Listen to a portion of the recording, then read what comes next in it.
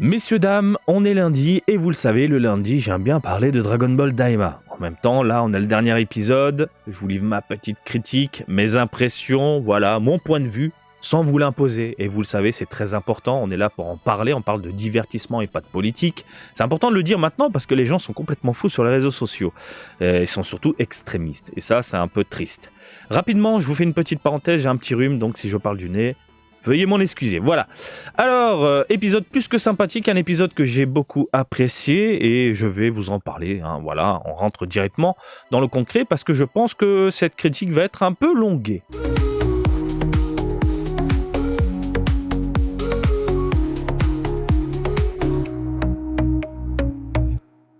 Gros plan, ma gueule. Alors, on va parler, pour commencer, vous le savez, j'aime bien commencer par ça, par la partie visuelle. La partie visuelle, il n'y a rien à dire, c'est terrible.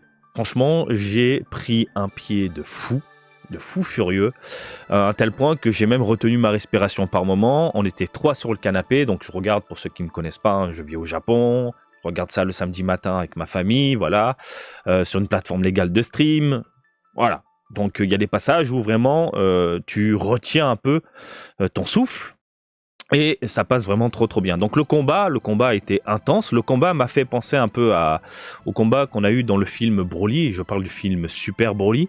On a une caméra dynamique un petit peu folle qui virevolte dans tous les sens. Et par moments, t'as même du mal à suivre. Comme dans Broly, voilà.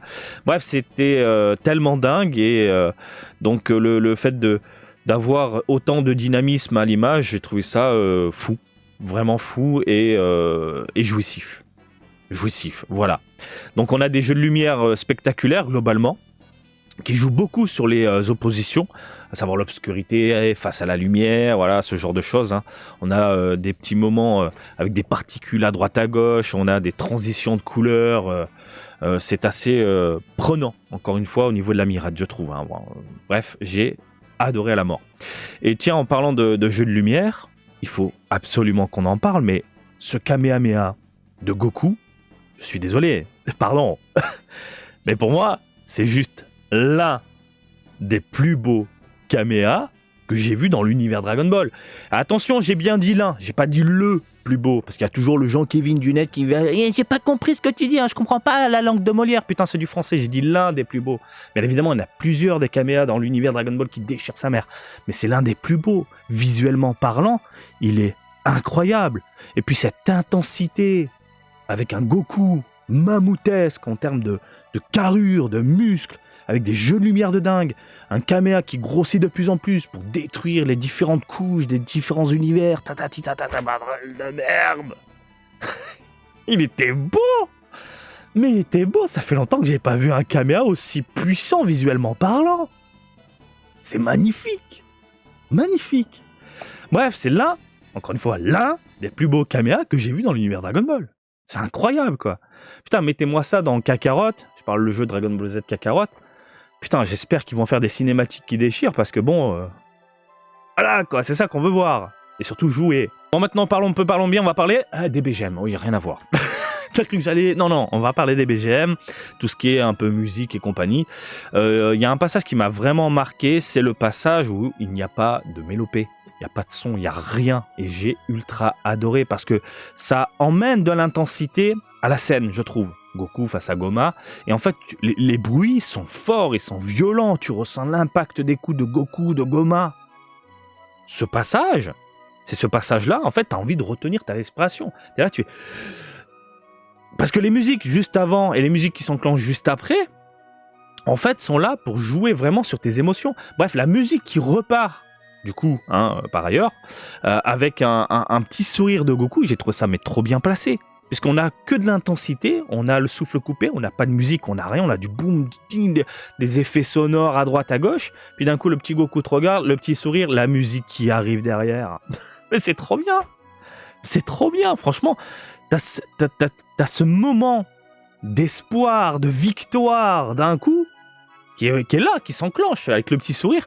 Puis d'un coup, le son se coupe de nouveau et laisse place au silence pour enchaîner sur une mélopée plus calme, juste après. Mais c'est trop bien pensé. Franchement, l'agencement entre l'image, le son et ce qu'on voit et par rapport à une scène, mais bordel de merde. C'était trop bien.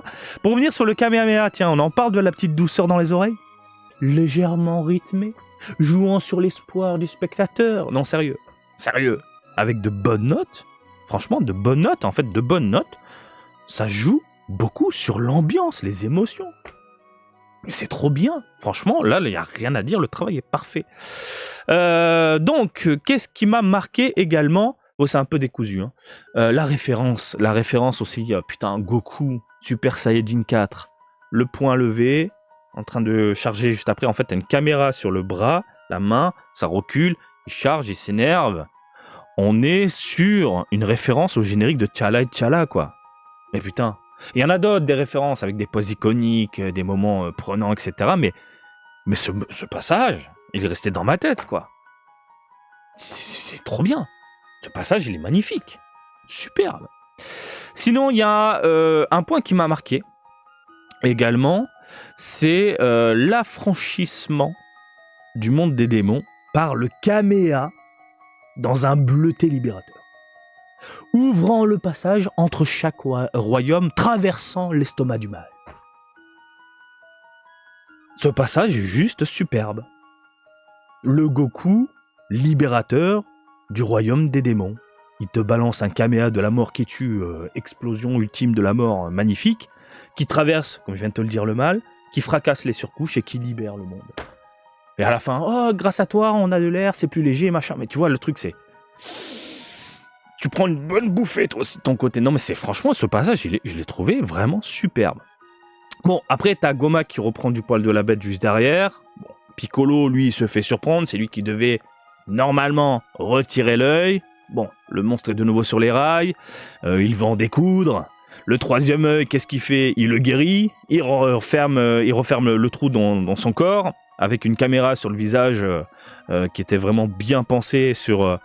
le visage de peur, de terreur, de nos héros, le désespoir fait son show. Bah oui, quand tu vois le trou qui se referme, t'as vraiment une vision de tout le monde. Et ça termine sur Goku avec la main genre merde, on est en train de se faire bouffer quoi. Par tout ça, je sais pas comment on va gagner, tu vois, je ne sais pas du tout comment on va gérer tout ça. Bref, et il déclenche une espèce de ki de pouvoir qui fait virevolter un peu tout le monde dans les airs. Et puis là, putain de merde, Majin Cookie des boules pour mettre 3 coups dans la tête pour sortir l'œil de Goma.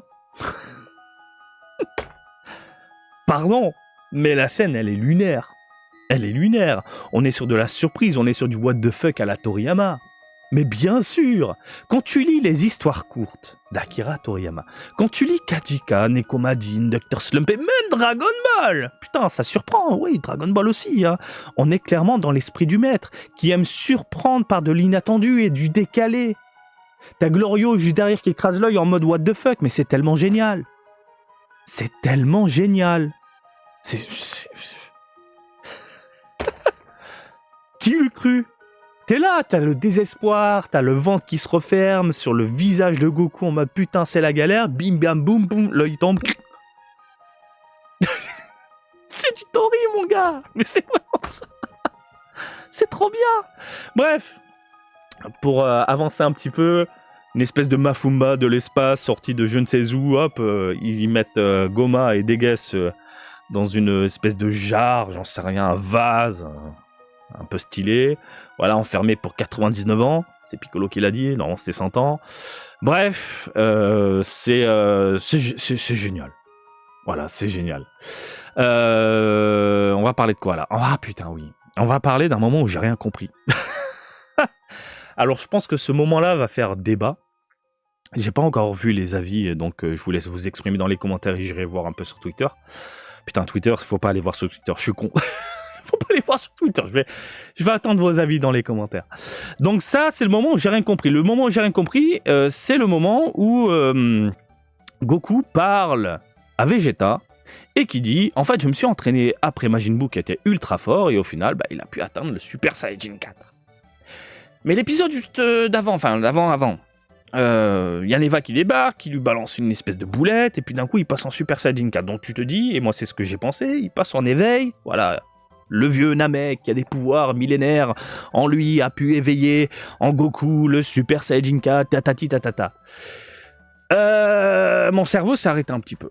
Et là, j'ai commencé à essayer de comprendre des choses, j'aurais pas dû. Donc en gros, sur le coup, je me dis peut-être qu'après l'éveil par Neva, comme Goku s'est entraîné auparavant, il a su basculer en Super Saiyajin 4 plus facilement. Ouais. Même moi, tu vois, je comprends pas ce que je suis en train de dire, bordel de merde. Comment dire? Est-ce que tu vois où je veux en venir? C'est-à-dire que le mec, il s'est entraîné, il a pas su atteindre le Super Saiyajin 4, Neva l'a éveillé, et puis après, c'est bon, comme il a éveillé, grâce à son entraînement, il s'est maîtrisé son corps, et hop, et maintenant il comprend comment enclencher le Super Saiyajin 4. T'arrives à voir ce que je suis en train de te dire? Donc je suis parti dans un délire totalement genre, putain, mais je comprends rien à ce que je dis, où j'étais totalement bloqué. Qu'est-ce que j'ai fait pour essayer de comprendre des choses? J'ai demandé au principal intéressé. Les enfants. Oui. Parce que, encore une fois, pour moi, Daima, et même ça a été dit clairement, ça vise principalement les enfants d'aujourd'hui et la génération GT qui sont devenus des parents, évidemment, parce que le papa et la maman, les deux peuvent regarder, du coup, Daima avec la nouvelle génération. Et j'ai donc demandé à ma gamine de 6 ans, qu'est-ce que t'en penses? Comment t'as compris le truc? Les enfants, ils ont une vision souvent à part. Hein. Et pour information, elle n'est pas habituée à l'univers Dragon Ball, mais vraiment pas. Donc c'est toujours intéressant d'avoir son avis sur ce qu'elle, puisqu'elle est ciblée, hein, elle est totalement ciblée. Donc elle m'a dit. Donc il dit c'est entraîné. Jusque là je suis d'accord. Donc ça veut dire qu'il s'est déjà transformé en Super Saiyajin 4 avant. Ok. Quand il était en mini. Oui. Neva lui a tout simplement donné un maximum d'énergie et en se réveillant, avec sa forme et sa force au maximum, il s'est direct transformé en Super Saiyajin 4. Mais c'est pas con. Oui, c'est pas con. C'est pas con. Oui. C'est-à-dire que le vieux Namek, quand il a vu le personnage totalement défoncé, il était éclaté, il a plus d'énergie, plus rien. Donc pour la gamine, en gros, il lui a donné de l'énergie à fond. Voilà, il a éveillé son plein potentiel, pouvoir, machin, pour qu'il récupère à fond. Comme si c'était des Senzu puissance 1000 avec plein de muscles. Et puis à ce moment-là, comme il s'était déjà transformé et entraîné auparavant, il s'est transformé en Super Saiyajin 4. Vision d'une gamine de 6 ans. Ok? Le truc, c'est que j'ai demandé à d'autres gamins. Bien sûr, je suis curieux. Parce que bon, ma gamine, elle a sa vision, les autres gamins japonais, ils en pensent quoi? Alors pour ceux qui me découvrent encore une fois, je vis au Japon et je vis dans un quartier très très très familial. Tout le monde me connaît, tous les enfants me connaissent, enfin tous les gamins me connaissent, enfin c'est très très cool, très convivial dans mon quartier. Bref, comment ils l'ont perçu? Ils l'ont perçu de la même manière que ma gamine en fait. Ils ont perçu, ils m'ont dit en gros, Goku savait déjà se transformer en Super Saiyajin 4. Neva lui a donné un maximum d'énergie, il a éveillé son potentiel au max, en gros, transformation Super Saiyajin 4, par la version mini, et puis hop, il bascule tout de suite, pour enchaîner, en mini, Super Saiyajin 4, avec toute l'énergie en lui. Ils l'ont vu comme ça. Et donc le Super Saiyajin 4, il a fait son show, comme Goku savait déjà se transformer, il a montré les différentes transformations. Comment dire? Moi qui voulais pas me prendre la tête avec Daima, je me prends la tête juste avec ce passage.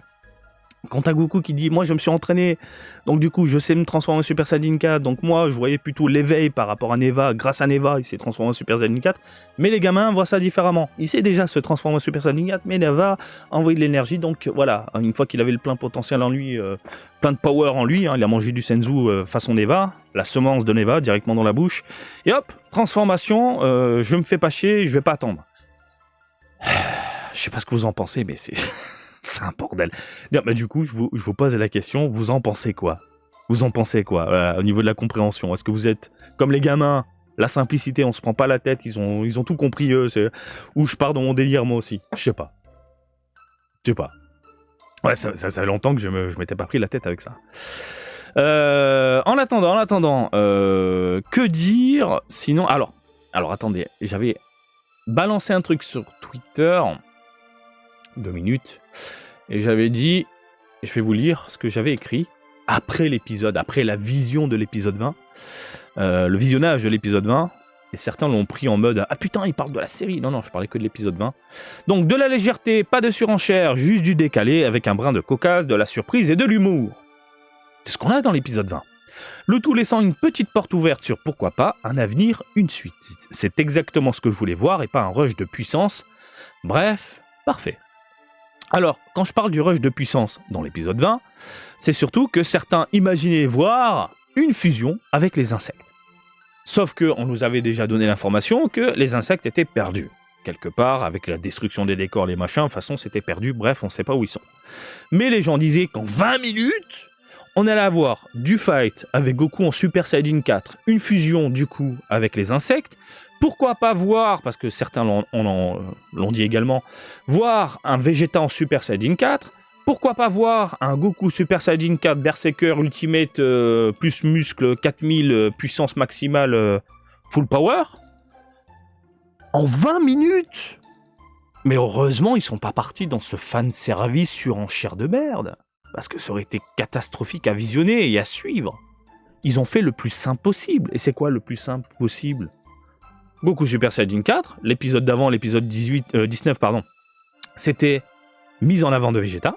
C'était Vegeta qui était là, mise en avant. Mais bon, toute la lumière était sur Goku parce qu'il nous a fait un show spectaculaire quand même, très beau à regarder. Mais en gros, voilà, l'épisode se focalise sur Goku en Super Saiyajin 4 face à Goma, bagarre, et après, on finit l'histoire en mode posé. Parfait. Avec de la surprise, on s'y attendait pas, du décalé, et ça passe. Voilà, pour moi c'est le top. Pas de fusion, rien que dalle. Alors en parlant de la fusion, il y a de la frustration, et ça je peux le comprendre, même moi je me dis mais putain, on nous place un élément, cet élément ce sont des insectes, on nous en parle. Putain de merde, on parle d'une fusion, où tu peux fusionner juste en croquant de l'insecte. Et l'élément n'est pas placé dans toute la série. Donc je me dis putain, c'est un peu débile. Mais là, je rejoins la communauté. Je parle de la communauté Marty Japan. La communauté, je lis vos commentaires, je réponds de temps en temps, et je réagis à certains. Et certains d'entre vous ont eu l'idée de, c'est un film. Il y aura un film derrière. On nous place un élément important comme ça, je pense qu'il y aura un film derrière. Mais putain, vous avez raison, quoi.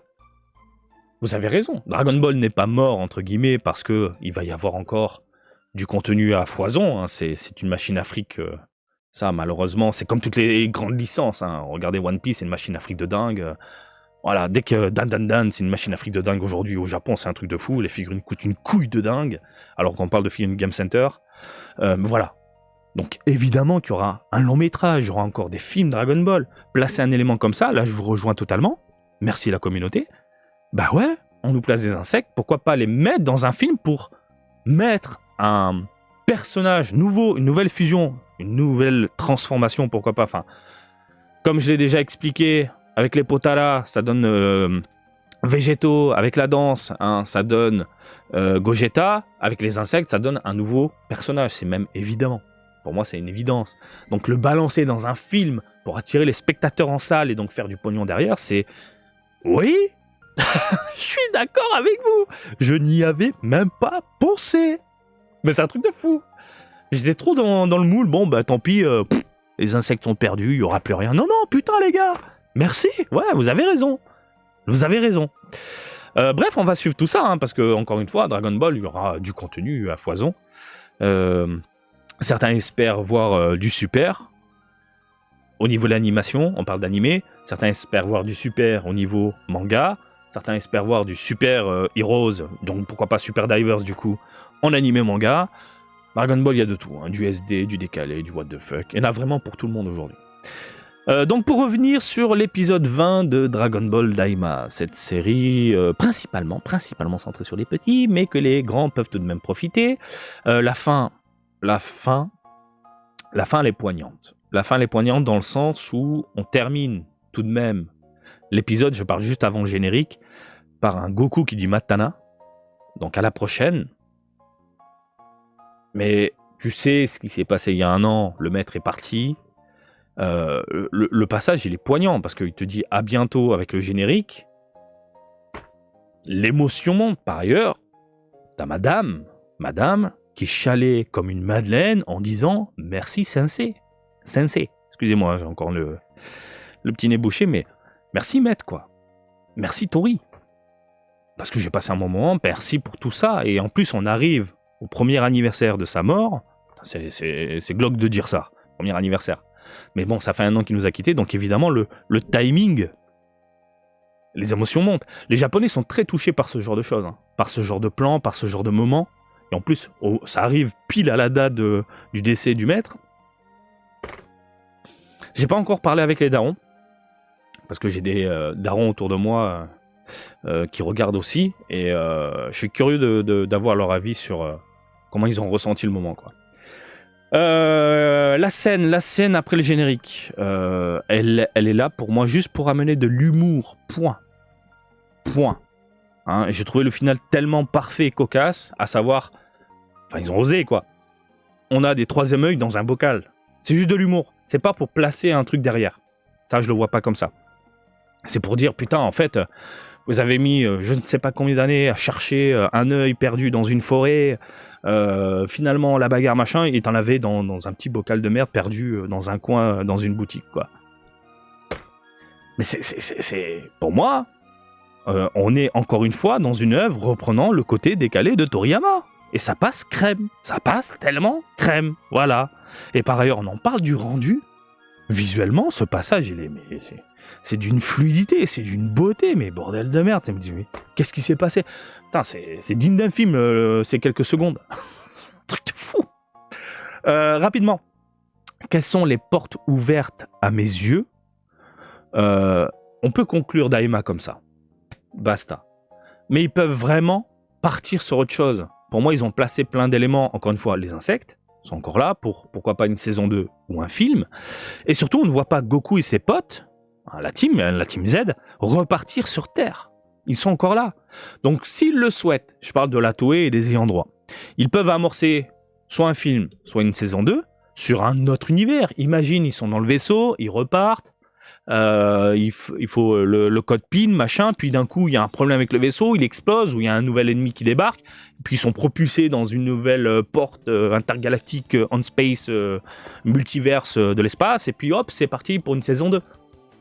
Pour moi, ça, c'est une porte ouverte. Le fait de ne pas voir nos amis partir sur Terre comme ça reste une petite porte ouverte sur un truc qu'ils peuvent amorcer juste derrière, sans se prendre la tête. Et bien évidemment, les insectes de fusion, pour moi, c'est... voilà. Je rejoins vraiment l'avis de la communauté ici, la communauté Marty. Donc, possibilité d'un long métrage, possibilité d'une saison 2, possibilité 2. Il y a un moyen de faire quelque chose puisqu'il y a de la matière. Il y aura toujours de la matière, de toute façon. Voilà concernant mon avis de Dragon Ball Daima épisode 20. Donc, globalement, combat qui déchire, musique bien placée, visuellement impressionnant. L'un des plus beaux caméas que j'ai jamais vu, enfin que j'ai vu de toute la série Dragon Ball.